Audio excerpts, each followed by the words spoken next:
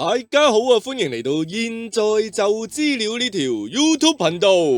嗱，呢個禮拜咧，中年好聲音2啊，就台慶咧就停一次。支持嚴明熙嚟緊又話考試啦，所以咧近排又冇咩動向。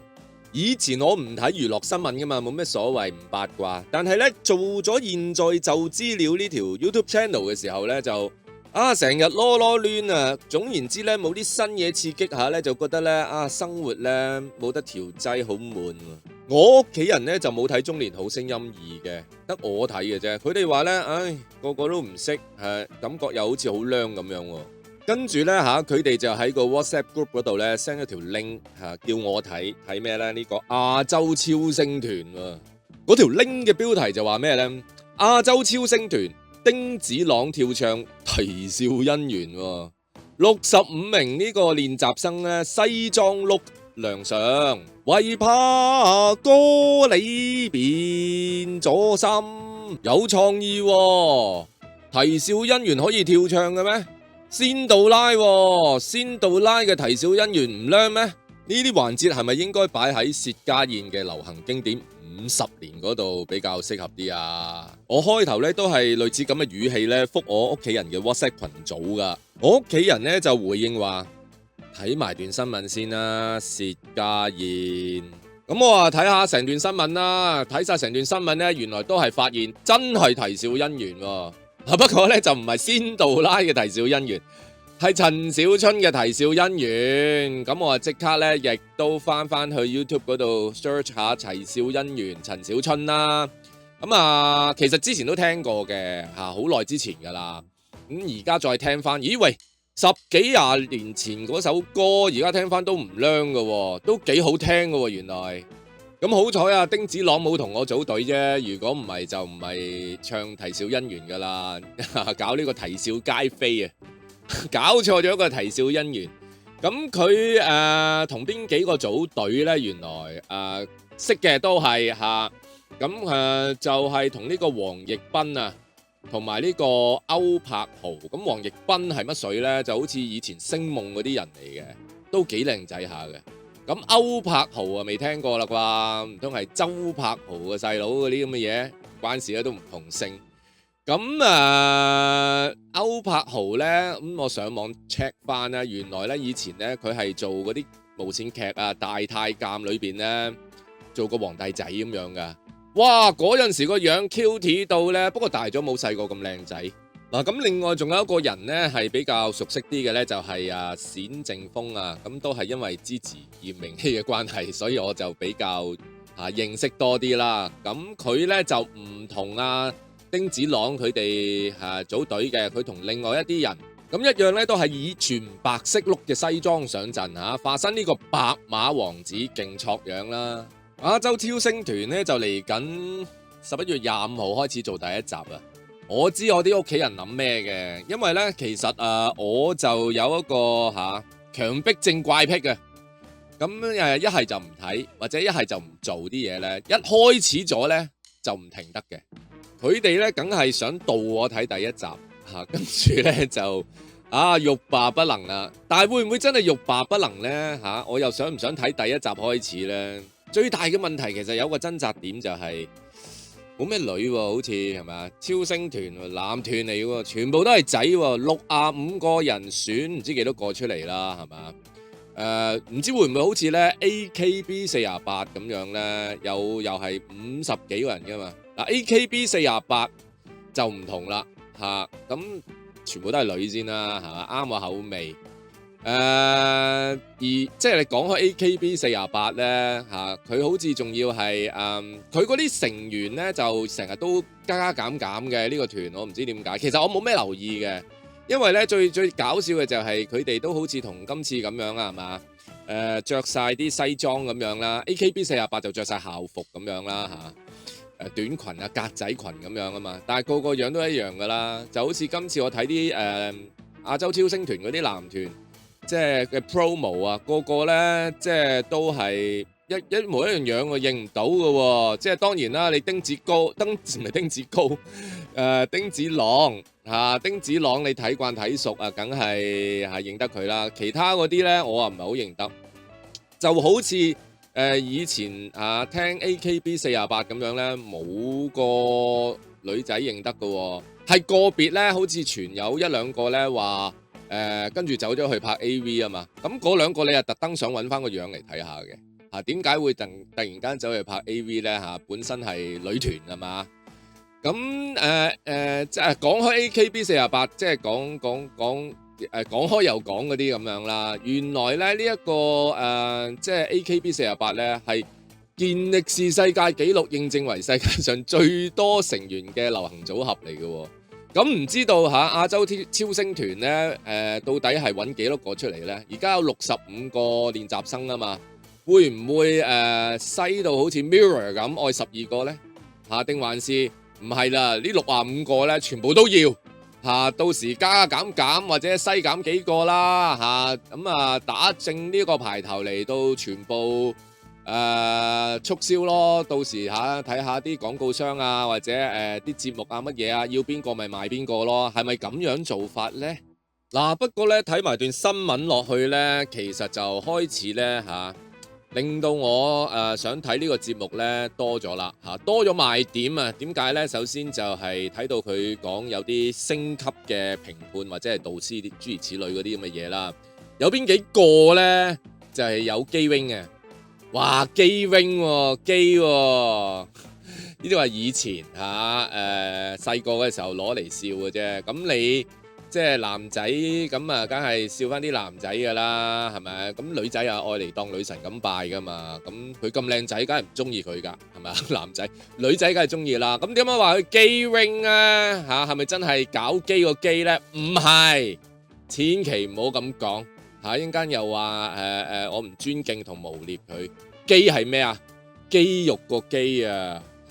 我記得以前咧，佢拍一套劇定唔知咩廣告咧。好鬼大隻噶嘛，跟住啲新聞標題咧就落佢係肌 wing 咯，肌肉個肌咯咁我哋讀書仔嘅時候咪笑佢搞基個基啫咁純粹都係即係異性相吸同性相拒嘅咁嘅原因。咁今次有肌 wing 做排頭都應該係精彩嘅喎。咁應該使唔少錢請佢啦，係嘛？咁有啲噱頭嘢咧，一定中意睇噶。另外嗰兩位導師都吸引嘅，其中一個咧正嘢。啱啱先提完咧，成個節目得仔啊嘛，冇女啊嘛。嗱呢個女導師啦乜水情燒未聽過，不過唔緊要靚女嚟嘅，索嘅。咁cap 張圖出嚟俾大家睇下先啦，係咪？呢啲賣點嚟噶嘛。咁佢係咩來頭呢？25歲，咁佢就話呢5歲開始呢就練中國舞噶啦，練得一身好武功跟住俾星探發掘就去咗韓國受訓。喺2016年呢就以呢個女團宇宙少女成員身份嗰度出道嘅。咁直到今年3月呢就合約到期呢就宣布退出咗呢個宇宙少女。成個宇宙咁大都唔做宇宙少女要翻嚟中國，應該喺宇宙揾唔到食啦。咁中國咁大個市場，應該好食啲嘅。咁你一團人又分薄晒，僧多粥少。咁而家單支嚟到揾食，應該會好好多。咁呢度就話佢個樣呢甜美身材勁必，加上呢身體嘅柔軟度極高，被譽為呢個人間芭比喎。咦？身體柔軟度極高，咁做咩嘅呢？跳舞啫，我諗遲啲遲啲我諗等我的心啲揾多啲佢嘅料，然後同大家淨係講佢開條片好冇？咁記住訂閱喎，如果想睇唔係訂閱情銷大佬，係訂閱現在就資料呢條 YouTube channel 幫下手啦，又唔使錢，撳一個掣啫嘛，冇蝕底。完全係冇蝕底噶，係訂閱現在就資料情銷嘅微博咧就唔使你去跟進都得啦，因為佢有1200幾萬人嘅。我好可憐噶，係咪？我仲未過萬噶，人哋千幾萬噶嘛，幫下手先。嗱，訂閱完現在就資料呢條 YouTube channel 咧，就繼續講落去啦，梗係咪？其實咧，除咗程少之外咧，另外有一個導師叫做朱正廷咧，都幾正㗎喎嚇。點解咁正咧？就睇落去咧，我之前呢條 channel 咪有講譚健次嘅。覺得佢靚仔噶嘛嚇，OK 跳舞又成啊嘛。嗱，咁呢個朱正廷咧，我立一立張相咧，睇落去其實都幾似嘅喎嚇，一樣係咁靚仔嘅喎。咁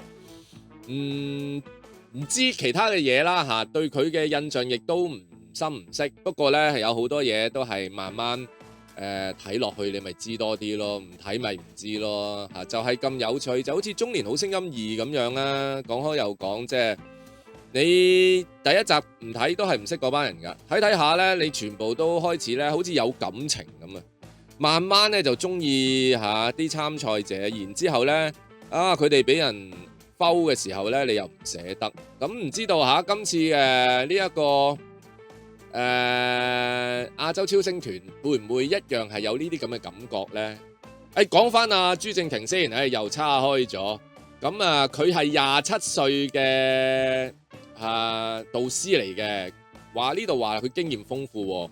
咁喺2017年嘅時候咧，亦都係去咗韓國參加呢個 Produce 101第2季啊。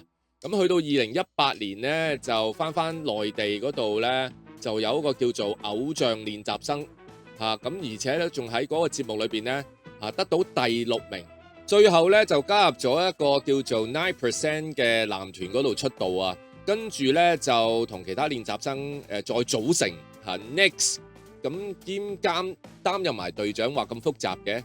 不過 anyway 最勁嘅係咩咧？最勁咧就係佢個微博粉絲人數去到2400萬，哇！真係不得了啊！其實咧有情燒咧，我已經係想睇噶啦，係咪好衰啊嘛？本來冇女嘅，完全唔想睇，而家有女咧就即係增加咗想睇嘅慾望啦。咁呢個梗噶啦，咁我男士嚟噶嘛，咁女士就唔會因為咁嘅。咁所以我覺得其實無線嗰個取態係啱嘅，因為其實佢嘅觀眾群咧。多數都係以前都成日講啦，師奶睇多啊嘛，師奶劇啊嘛。咁啲師奶劇或者係女士，我哋禮貌啲唔係一定係上年紀又叫師奶嘅，係咪？有啲師奶可以好靚噶嘛。咁有啲女士為主嘅觀眾群嘅電視台咧，咁你搞男團比賽，梗係好過搞呢一個 AKB48嗰啲咁嘅女團㗎啦，咁應該係會吸到好多人睇嘅。咁佢都有考慮同顧及到我哋呢啲咁嘅想及女嘅心態，就揾咗個程少嚟。好啊，就係咁都應該要支持下。嗱，最後一個 point 咧，令我想睇呢個節目嘅咧，調翻轉，我係想睇丁子朗嘅。咁其實幾個月之前咧都有出個類似新聞同 promo 啦，係嗰陣時因為未就嚟做啊嘛，我亦都唔係好上心嘅。咁啲傳媒咧成日笑丁子朗咧，有好多，我覺得佢參賽有好多嘅負面新聞都係笑佢居多嘅但係我又調翻轉，我想支持佢喎。點解咁講咧？一來即係識噶嘛，我意思即係唔係同佢 friend 啊。咁我記得咧係睇《上流寄生族》嘅時候咧，咁其實佢做嗰個角色都幾討好嘅。咁嗰陣時我一直以為佢成30歲㗎啦。咁成熟啲嘅，佢嗰陣時做嗰個角色咁又睇下佢同汪阿姐嗰陣時玩呢個狼人殺，又覺得佢戇居居，其實幾可愛嘅。咁佢有討好嘅一面嘅。咁唔知點解大家本來好似有一班人都中意佢，但係咧又成日笑佢參加呢個比賽喎，又話啲造型師玩佢啦，化個妝又衰啲染個髮成個太仔咁樣啦。我睇翻以前啲新聞先咁咋嗰陣時我係直情冇留意嘅，淨覺得點解啲人成日笑佢咧？咁又係衰嘅30幾歲人走去參加啲10幾歲嘅僆仔嘅選秀節目係咪？攞你賤啦！咁原來咧而家睇翻咧，佢得廿幾歲嘅啫喎。廿幾歲其實都算下 popular 啦，參加呢啲節目。咁當然係冇好似星夢嗰啲咧10零歲咁有優勢啦。咁啊係嘅。咁但係我哋呢啲睇慣中年好聲音2啊嘛嚇，即係嗰種嗰團火啊，唔可以俾佢熄啊嚇，努力爭取呢個機會咧係人生應該要做嘅事情嚟嘅。更何況其實佢廿幾歲啫嘛。咁最主要嚟講我又睇咗因為而家出多咗好多相關嘅影片啊，或者係資料啊。我睇咗咧佢單獨跳舞嗰啲 shorts 啊，YouTube 裏邊嘅，佢有條channel 係亞洲超星團噶嘛。